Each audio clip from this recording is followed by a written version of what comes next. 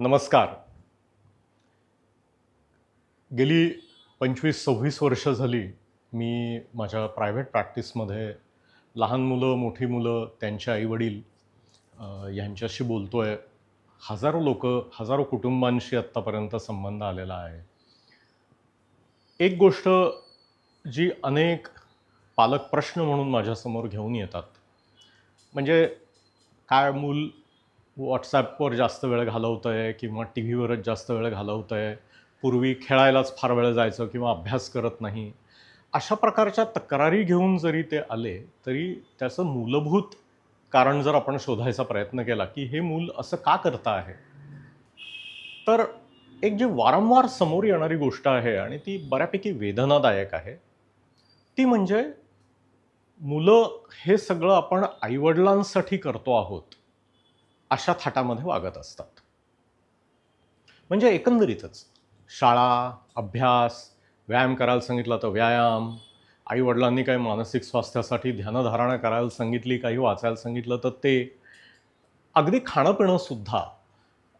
या बहुतेक सर्व गोष्टी मुलं ही कंटाळून अगदीच हातपाय आपटत, आई-वडिलांवर उपकार केल्यासारखे 100 वेळा मागे लागल्यावरही केलं तर केलं, नाही तर नाही केलं. दरवेळी काहीतरी त्याच्यात पळवाटा काढत बसायच्या. अशा थाटामध्ये मुलं वागतात. विशेषतः जेव्हा ही मुलं 10-11 वर्षाच्या पलीकडे जातात, म्हणजे इयत्ता 6वी, 5वी, 6वी संपून 7वी, 8वी पर्यंत पोहोचतात, तेव्हा पालकांना ते खूप टोचायला लागतं. कारण पालकांची अशी अपेक्षा असते, की अरे 3री-4थी पर्यंत मूल लहान आहे, समजेल, पुढे जमेल त्याला, म्हणून आम्ही हे सोडून दिलं. त्याला स्वतःची अक्कल येईल, कधीतरी समजायला लागेल, सगळेजण मोठे होतात, म्हणून आम्ही सोडून दिलं. आता 7वी संपली, तरीही मुलामध्ये आमच्या काही फार मोठा फरक नाही. तर आणि त्यातनं हे वेगळे-वेगळे येणारे छंद. कारण या ज्या गोष्टी पालकांना महत्त्वाच्या वाटतात, मुलांनी जबाबदारीने करायला पाहिजे त्या असं वाटतं. त्यात मुलं जबाबदारीने किंवा सिरियसली खूपशी मुलं करत नाहीतच. शिवाय ज्या एंटरटेनमेंटवाल्या गोष्टी असतात, म्हणजे ज्याच्यात करमणूक सोडलं तर ज्याचा बाकी काहीही उपयोग नाहीये, अशा गोष्टी मात्र अत्यंत प्रेमाने करतात. त्याला वाट्टेल तितका वेळ द्यायला तयार असतात. ते फार सिरियसली त्याच्याबद्दल चर्चा करतात. एकमेकांशी त्याच्याचबद्दल बोलतात. आणि मग पालकांची अजून जास्त चिडचिड होते, की फालतू, निरर्थक, वेळखाऊ अशा गोष्टींना द्यायला तुम्हाला वेळ आहे, तिथे तुमचा सगळा उत्साह आहे. आणि आम्ही ज्या 4 साध्या महत्त्वाच्या गोष्टी सांगतो आहे, त्याकडे मात्र तुम्ही अगदी पूर्णपणे पाठ करून उभे आहात. अनेक घरांमध्ये तुम्हाला हे दिसलं असेल, की आई-वडील शेवटी हा प्रश्न विचारायला लागतात, की ही काय आमची गरज आहे का? हे काय आमच्यासाठी चाललंय का? तुझ्याच चांगल्यासाठी सांगतो आहे ना. जेव्हा तुझ्याच चांगल्यासाठी सांगतो आहे, असं म्हणून तुमचा त्रागा चालू होतो, तुमचा संताप व्हायला लागतो, तुम्ही फ्रस्ट्रेट व्हायला लागता, तेव्हा उभा राहणारा हा खरा मूलभूत प्रश्न आहे. आणि हा मूलभूत प्रश्न असा आहे, की मुलाच्या आयुष्याची खरी जबाबदारी कोणाची आहे? मुलाच्या आयुष्याचा किंवा कुठल्याही व्यक्तीच्या आयुष्याचा खरा मालक कोण? म्हणजे परमेश्वर वगैरे ते सगळं एक उत्तर ठीक आहे. मी प्रॅक्टिकल गोष्टींच्या बाबतीत बोलतोय. सकाळी उठून शाळेत जाणं, असली कामं तर परमेश्वरावर नाही टाकता येत. ती आपल्यालाच करावी लागतात. त्यामुळे तो एक परमेश्वर, जगनियंता वगैरे, वगैरे, अनंत कोटी ब्रह्मांड नायक, त्या जर गोष्टी सोडून दिल्या, तर आपल्या आयुष्याचा खरा मालक कोण? हा एक खूप मोठा प्रश्न आहे. कारण जेव्हा व्यक्तीला मालकी हक्क कशाबद्दलही वाटतो, तेव्हा तो त्या गोष्टीची काळजी घेतो. हा फार महत्त्वाचा भाग आहे. जेव्हा तुम्हाला स्वतःच्या शरीराची मालकी वाटते, तेव्हा तुम्ही त्या शरीराची काळजी घेता. तुम्ही काय खाता आहात त्याकडे लक्ष देता. जेव्हा तुम्हाला तुमच्या घराची मालकी तुमच्याकडे असते, तेव्हा तुमचं बारीक-सारीक गोष्टींकडे लक्ष असतं. ते व्यवस्थित राहावं याची तुम्ही काळजी घेता. त्याच्यासाठी तुम्ही भांडायला सुद्धा तयार होता. तुमच्या व्यवसाय धंद्यामध्ये तर हे तुम्ही बघितलेलंच असेल, की व्यक्तीला मालकीचं फिलिंग जितकं जास्त, तितकं त्या व्यक्तीला त्या गोष्टीबद्दल जास्त आदर वाटतो, जास्त प्रेम वाटतं, माया वाटते, त्याची काळजी घेतली जाते, हे सगळं होतं. जेव्हा मुलं स्वतःच्या आयुष्याकडे अशा प्रकारे दुर्लक्ष करत असतात, तेव्हा त्याच्यातला फंडामेंटल इश्यू असतो, की त्यांना स्वतःच्या आयुष्याचा मालकी हक्क वाटत नाही. आता तुम्ही म्हणाल की म्हणजे काय, याला काय अर्थ आहे? तुमचं आयुष्य हे तुमचंच आयुष्य, हे काय कोणीतरी सांगावं लागतं का? तुम्ही जे काय कराल त्यानेच तुमचं आयुष्य घडणार आहे. आम्ही तर मुलांच्या मध्ये पण येत नाही. ते काय वाटेल त्या गोष्टी करतात, तरी त्यांना आजकाल करू देतो. आमच्या वेळी आम्हाला काही करायची परवानगी नव्हती. साध्या वह्या कुठल्या रंगाच्या आणायच्या आणि वहीवरचं कव्हर कुठल्या कागदाचं घालायचं, हे सुद्धा आई-वडील ठरवत होते. आता तर या मुलांना या सर्व बाबतीत पूर्ण स्वातंत्र्य आहे. मग कुठे मालकी हक्काचा प्रश्न आलाय? ह्याच्यावर थोडं खोलात जाऊन विचार करूया. तुमच्या असं लक्षात आलं असेल, की आता मुलांच्या दिवसाचे 10 ते 12 तास हे कुणीतरी त्यांना काहीतरी शिकवायचं किंवा सांगायचं आणि त्यांनी ते ऐकायचं या प्रकारात जातात. म्हणजे ट्रान्सपोर्ट व्हेइकलमध्ये बसून शाळेत जाणे, त्या व्हेइकलमध्ये असताना बरोबरच्या मोठ्या मुलांचं, बस मावशींचं किंवा ड्रायव्हरचं ऐकणे. शाळेमध्ये पोहोचल्यावर तर ते 6 ते 8 तास तुम्ही पूर्णपणे शाळेच्या ताब्यात असता. शाळा ठरवतील ते कपडे, शाळा ठरवतील ते नियम, शाळा ठरवतील ते पुस्तकं, शाळा ठरवतील ती शिक्षण पद्धती आणि या सर्व गोष्टी तुम्हाला फॉलो करायच्या असतात. परत बसमध्ये बसून घरी यायचं असतं. त्यानंतर मुलं रिलॅक्स होतात. म्हणजे काय करतात, तर जेवणाचं ताट घेऊन टीव्ही पुढे बसतात किंवा त्यांच्या कॉम्प्युटर, इंटरनेटसमोर बसतात आणि 1 तास, दीड तास हळू ते जेवण करत ते काहीतरी करतात. त्यातही जेवणातल्या वस्तू या घरातल्या कोणीतरी ठरवलेल्या असतात, बनवलेल्या असतात. मुलांना थोडंफार मला हे हवं, ते हवं एवढा अधिकार असतो. पण मेनली जे बनवलेलं जेवण आहे ते खायचं असतं. तेव्हा एंटरटेनमेंट हे ती स्वतःच्या चॉईसची करतात. त्यानंतर ते कुठल्यातरी ट्युशनला जातात, जिथे शाळेचीच सगळी रिपिटेशन एका छोट्या प्रमाणात होते, फक्त युनिफॉर्म घालावा लागत नाही. त्यानंतर जर तुमचं मूल कुठल्या छंद वर्गाला जाणार असेल किंवा कुठल्या काय आर्ट आणि ह्याच्या क्लासला जाणार असेल किंवा स्पोर्ट्सला जाणार असेल, तर तिथेही कुणीतरी एक व्यक्ती एका विशिष्ट पद्धतीने त्यांच्याकडनं गोष्टी करून घेत असते. त्या सर्व गोष्टींच्या नियमितपणे परीक्षा होतात, त्याचे कार्यक्रम होतात, त्याचं इव्हॅल्युएशन होतं. त्यानंतर मुलं रात्री घरी येतात. रात्री परत काहीतरी होमवर्क वगैरे शिल्लक असतो. आई-वडील कसाबसा तो होमवर्क त्यांच्याकडनं करून घेतात आणि त्याच्यानंतर मुलं परत एंटरटेनमेंट काहीतरी शोधतात आणि त्यानंतर झोपतात. मला बरेचदा असं वाटतं, की मुलांची स्वप्नंसुद्धा आता बहुतेक याच पठडीत येत असतील. हे जर सगळं तुम्ही बघितलं आणि हे सोमवार ते शुक्रवार पूर्ण वेळ, शनिवारचा अर्धा किंवा त्यापेक्षा जास्त दिवस, एवढा वेळ हे सगळं चालू असतं. आठवडानुआठवडे, वर्षानुवर्ष मुलांची या पद्धतीने जातात. तुम्ही म्हणाल, "मग आता आम्ही काय याच्यात वेगळं करायचं?" बरोबर आहे. मी काय म्हणतो ते थोडं शांतपणे ऐकून घ्या. साध्या-साध्या छोट्या गोष्टींमध्ये ते मूल अगदी लहान असल्यापासनं त्याला ओनरशिप द्यावी लागते. साधं उदाहरण आहे. तुम्ही जेव्हा खेळण्याच्या दुकानात जाता, तेव्हा बहुतेक सर्व पालकांना शैक्षणिक खेळणी विकत घ्यायची असतात. मूल एका खेळण्याकडे बोट दाखवत असतं, आई-वडील दुसरी खेळण्याकडे बोट दाखवत असतात. युजुअली कॉम्प्रोमाईज होऊन दोन्हीही खेळणी घेतली जातात. बरोबर? त्याच्यातलं तुमचं शैक्षणिक खेळणं जे आहे, त्यातल्या गोष्टी घेऊन मूल काहीतरी वेगळंच करतं. ज्या उद्देशाने तुम्ही ते आणलेलं आहे, तो खरा अभ्यासाचाच माल असतो. पण त्याच्याकडे दुर्लक्ष करून पोर त्याचा दुसरा काहीतरी उपद्व्याप करतं. स्वतः आणलेलं खेळणं सुद्धा थोडा वेळ खेळतं आणि त्यानंतर सोडून देतं. मूल जेव्हा घरामध्ये हा सर्व पसारा करून खेळत असतं, आपण छोट्या मुलांबद्दल बोलतोय, तेव्हा सुद्धा त्यांना हे तू सतत आवरून ठेव. एक खेळ बाहेर काढ, तो खेळ तो नीट ठेवून दे, मग दुसरा खेळ घे. इतकाच वेळ खेळायचा, अशा प्रकारचे त्यालाही नियम असतात. म्हणजे हे घर माझं आहे का नाही? नाही, नाही, आजोबा घसरून पडतील. अहो, आजोबा 70 वर्षाचे आहेत. त्यांनी थोडी तर स्वतःची काळजी घेणं अपेक्षित आहे ना? का 70 वर्षाच्या आजोबांसाठी मुलांनी त्याचं सतत खेळणं सुद्धा एका विशिष्ट नियमानेच करायचं आहे? घर आवरलं गेलं पाहिजे. दिवसातनं कुठलीतरी एक ठरलेली वेळ आहे, जेव्हा सर्व गोष्टी आवरून ठेवल्या पाहिजेत. हे अगदी मान्य आहे.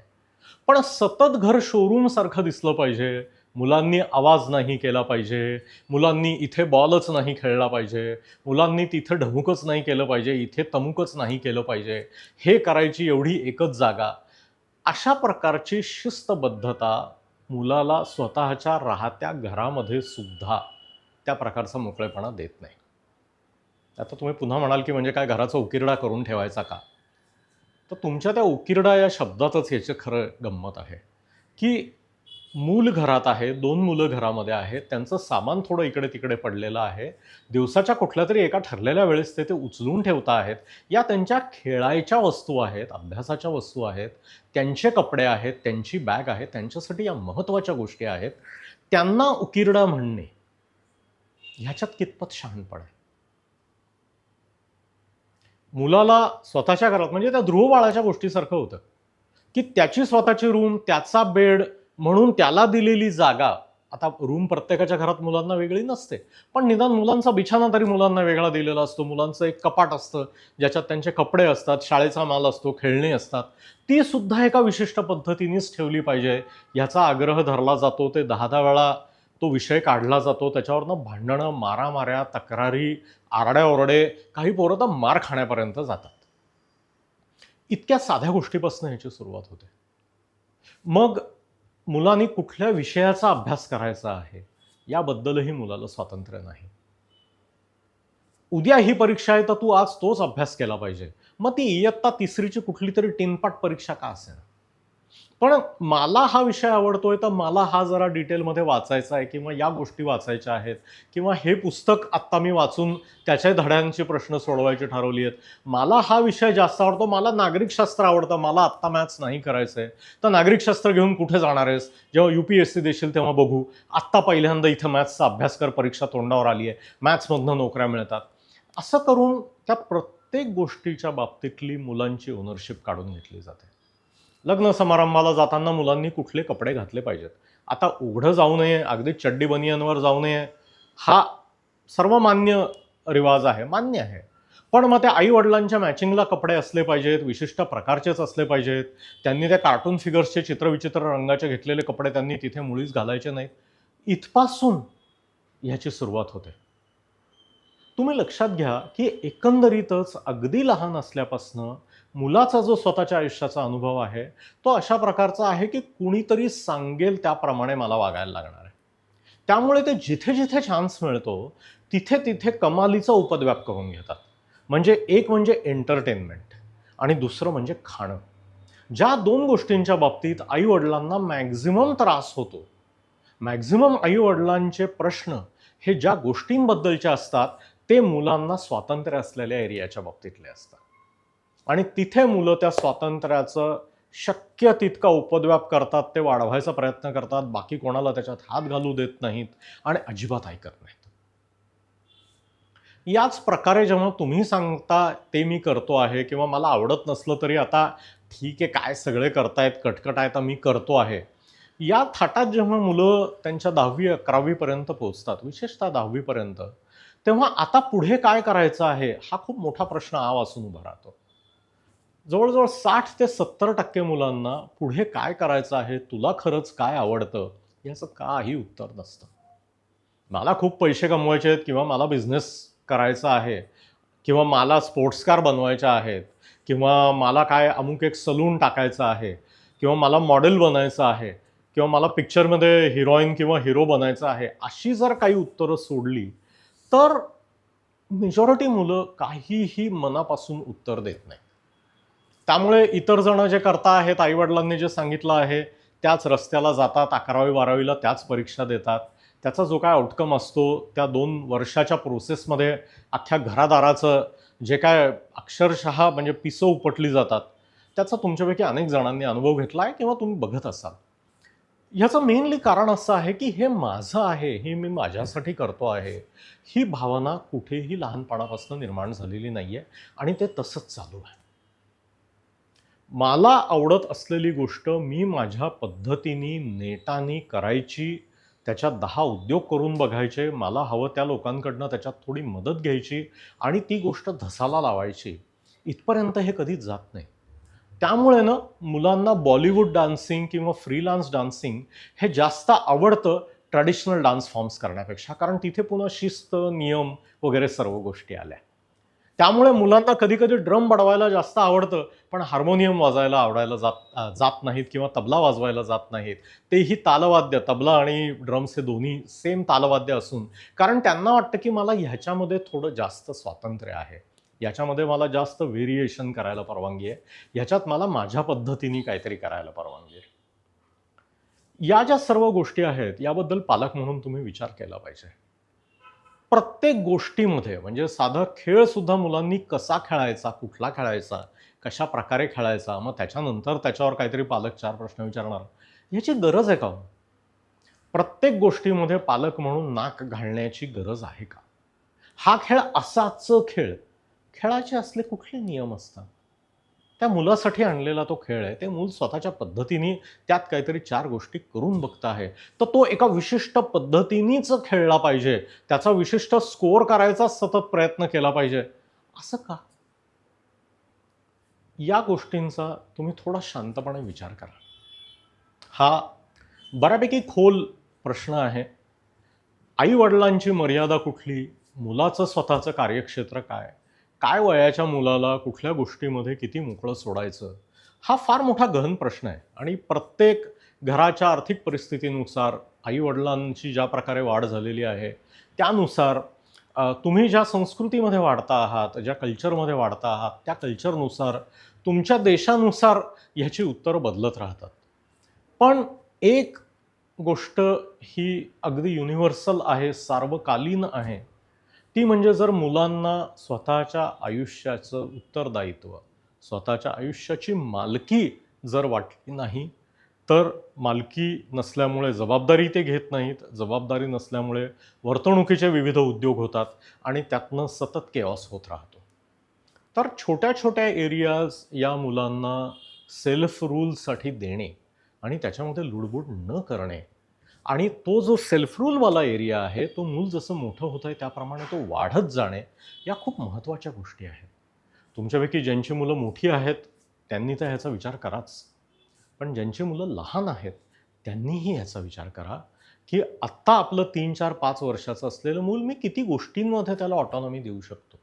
साधं जेवताना हे मूल जास्त सांडतं म्हणून मीच खाऊ घालणार आणि त्याला स्वतःच्या हाताने खाऊ देणार नाही. इतक्या साध्या गोष्टीपासून याची सुरुवात होते आणि मग ती पुढे शिक्षण, करिअर, लग्न इथपर्यंत जाऊन पोहोचते. त्यामुळे पहिल्यापासून मुलांना योग्य, सम्यक स्वातंत्र्य देऊया. त्यांच्या स्वातंत्र्याचा आदर करायला शिकूया. आपल्यापेक्षा आपली मुलं ही वेगळी आहेत आणि वेगळं म्हणजे वाईट नाही. हे थोडं स्वतःला समजून सांगूया आणि थोडं धीराने, थोडं प्रेमाने, थोडं निवांतपणे आणि खूपशा आनंदाने पालकत्व करूया.